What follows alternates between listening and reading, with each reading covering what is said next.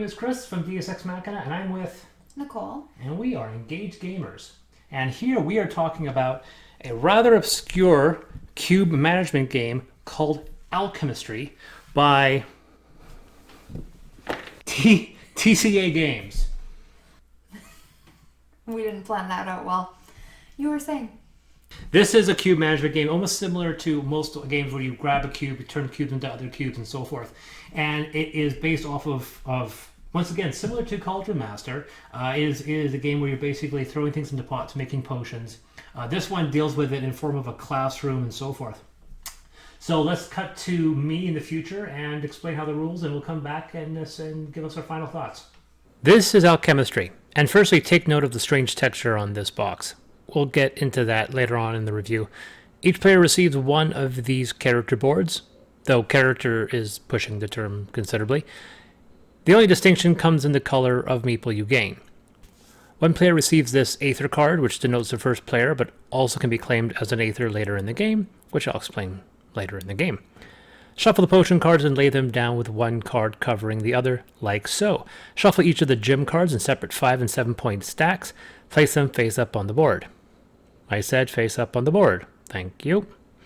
And yes, the strange texture found on the box can be seen on the cards as well. Place the bonus tracker. Players gain additional points dependent on how many times they were able to utilize either rare ingredients, gold, or salamoniac. And no, I didn't make that last one up. Place the point tracker. There are 3 meeples for each player. Place one at the start of the main board and on each spot on their rare ingredient mastery tracker. No, the game does not come with a bag, though you think it should, but within this one you'll find the clear gems as well as the opaque common ingredients, silver, copper, oil, and sulfur. Gems once removed are never returned, but common ingredients are. Place the cubes representing gold and salamoniac near the board. We also have these clear Aether cubes as well, which like gems start in the pouch and are returned to the pouch. Each player turn consists of one primary and one secondary action, which must be played in order. Select one on each column. The first option is to simply draw 2 random cubes from the bag and place them in their matching spot on your board. There is a limit on each section, 3 for common, 2 for rare. Additionally, you can claim 1 rare ingredient, either salamoniac, which I'm just going to call white from now on, or gold. Additionally, you can flip over a claimed gem card to gain 2 gems from the supply. Remember, I said gems removed are not returned to the bag. They're just placed alongside the board. A card flip still counts for points, but cannot be flipped again. You can also trade 2 gems in your supply with 2 on the table. Doing either action gains you 1 point, which you gain instantly. The first secondary action you can perform is to claim either a potion or a gem card. Remove these from your supply and claim a card which matches those cubes you possess.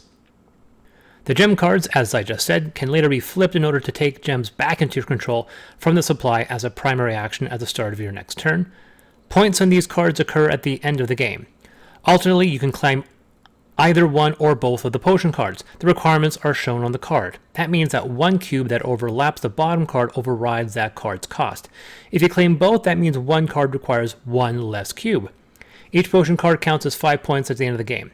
Aether, which are the clear cubes, can be used as wild cubes to replace requirements on a potion card, though if you're able to avoid using them, you'll gain 3 additional bonus points, which is scored instantly. If you claim one or both potion cards, you can place the new cards in any configuration, overlapping them as you see fit, giving you, or more likely somebody else, an advantage or disadvantage in claiming both cards later. If you do use white or gold cubes in the acquisition of potion cards, you can move up either of these mastery trackers for each one used. When a player crosses the 15-point threshold, they lock it off to prevent other players from reaching past that spot. Another secondary action involves trading in 3 silver or copper to gain 1 gold, or 3 oil, which is black, or sulfur, which is yellow, to claim 1 white. This action nets you 3 instant bonus points. The last secondary action involves removing 2 random cubes from the pouch, but returning one to the bag, claiming the other. When any meeple reaches or passes the 15-point threshold, or any player advances into the 3 bonus point spot on either of the mastery trackers, the game ends on the turn of the player who holds the first player marker, which, as I said, can be used as Aether in the game, though once used, is handed off to the next player. The game also ends if either gem deck or the potion deck is empty. And that's the game! And we're back. And so this is alchemistry. Right off the bat, tell me what. Let's think about production values first before we talk about the rules. Really heavy duty cardboard, but really shiny material. This game is. I'm sorry. Yeah. This game is cheap. It is cheap. If you know anything about cars and painting of cars, the one thing you don't want to have is something called orange peel, which is this patterned, which looks like the feel of oranges, that uneven picture. This entire game is completely covered in orange peel, and it's shocking that the cards, the boards all have this really ugly, shiny texture to them. It's really cheap. And I'll also state personally, if you give me that moment, that the cards there's very few illustrations. These potion cards are just ugly. I mean, it's just... And they're very difficult to kind of like hand shuffle. It's hard to shuffle, but also hard to interpret. I mean, it's just a card with 6 cube colors. There's no art design. I mean, at least, Cauldron Master or Field of Game at least gave you something. Like, it's just cubes. It's just cube colors. It's like there's no theme. And on top of that, then you have the meeples. Which are just larger Very, versions. very boring meeples. Yeah. And then, of course, you just have the cubes. Now, we added a nice little pouch from our own personal collection. But it doesn't come with a pouch, so you just have these tiny colored cubes, opaque ones and transparent ones, and they all have their own little rules.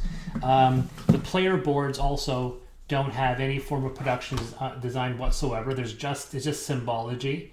It's just incredible how simplistic and just from a production standpoint how cheap the game is. I still like the thick cardboard. The thick cardboard's nice, and I'm gonna say it is thick. It is really thick. That first player marker that we saw here, this is a thick piece of cardboard, and that's, I guess you can call it the first player marker.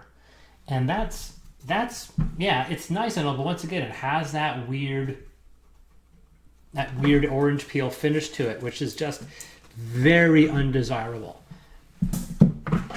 I found them to be a little hard to understand in general. The biggest part is I feel that when they're trying to tell you how to keep track of points, scoring points, they kind of spread it out over the book in a way, so it's hard to know exactly when you're supposed to score something, really. Yeah. Scoring points it's a little unclear. The rules aren't very well laid out. Not only that, but because there's so many different cubes in the game, I actually had to write my own cheat sheets to remember where the cubes go once you've used them. Yeah. Because there's over 8 or 9 different colored cubes, and like 4 of them go in different places. Some go back in the bag, some stay out on the table, some never go in the bag. So I had to write cheat sheets. Right. Because it was that complex. Okay. Now, what did you think of the game? I actually really enjoyed the game, though. Realistically, I think it was fun. Being able to, once again, strategize, kind of a little bit on chance, get hopefully the cubes that you want, but then once you get the cubes that you need, you can use them to brew your potion and get the cards you want to get. This game sucks. That's one person's opinion. Of course, it's one person's opinion. That's the whole point. This whole thing is it's about being subjective. This game, this is a bad game. In my opinion, I think it's a very, very bad game for a couple reasons. First of all, when you look at these very bland boards, you get one primary action between options of 3, and then a secondary action of option of 3. But for the first 6 rounds of the game, everyone's doing the same thing. You're just pulling cubes out. You're just pulling cubes out over and over and over. And then your strategy is entirely based on 1 or 2 options based on the cubes you remove. So if you gain enough Over the opaque cubes, you start going with the potion cards. Otherwise, you go with the gem cards. If you pull out a lot of gems, you start pulling a lot of gem cards. And if you pull out a lot of gem cards, then you're going to flip the gem cards over to gain more gem cards to claim more points, and you create this very rudimentary and crude engine of you just simply spending points until you run out of cubes, and then you start pulling cubes again. And it's such a very, I mean, it would have been so nice if this was an engine builder and you could actually, like Mage Academy, when you can actually build and put different actions on here, but everyone has the exact same card doing the exact same thing. Pulling 2 cubes out, putting them on your board. Pulling cubes out, putting them on your board. And when you finally see a pattern, then you lock down a card that you can claim. But, unless someone else locks it down first. Yeah, but even in our games we've played, unlike other games, there's not a lot of opportunities for one person to really mess up somebody else. That's true. Like the 3 gem cards, even if you grab one, the next one below is so simplistic because you only have like 4 gem colors and only 3 on the card, so it's relatively easy. So it's a game that takes a long time to ramp up because you're just pulling cubes out, pulling cubes out, pulling cubes out. And then we get to a point where after that, then you start claiming the cards. And it also felt very unusual that the potion cards seemingly are more difficult to acquire, but they don't net you as many points. The gem cards seem to be a much better tactic because you can just keep on getting them. Mm-hmm. But yeah, it's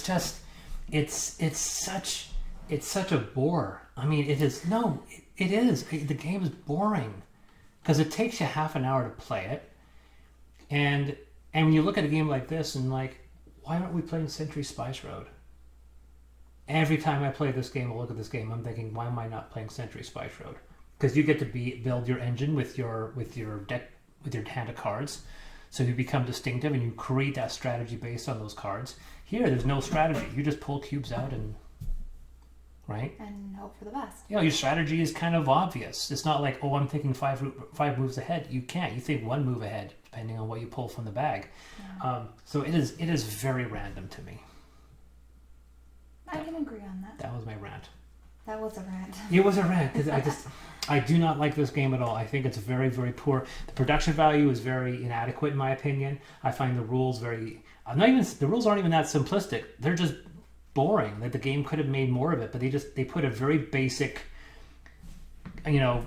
cube engine onto it, and then that's it. They went away with it, and that was it. They thought they had a game. The production value was simplistic. There's only like 2 illustrations. There's the illustration on the 5-point gem card and an illustration on the 7-point gem card, and that's it. There's nothing else. I mean, I could have built this game in AutoCAD in over a weekend. It's just. At least the cover's pretty. Is it? It's colorful. Is it really? So 1 to 4 players, 10 to 15 minutes per player. It definitely feels like it should be shorter. I'd say the production value is inadequate. I think the game is boring. I think the cube engine, the engine management system is very simplistic. I think it's way too random, at least in the early stages of the game. And then late stages of the game, your options are kind of obvious. So it's really easy to just pick out a strategy because you can't really think that far ahead. Yeah.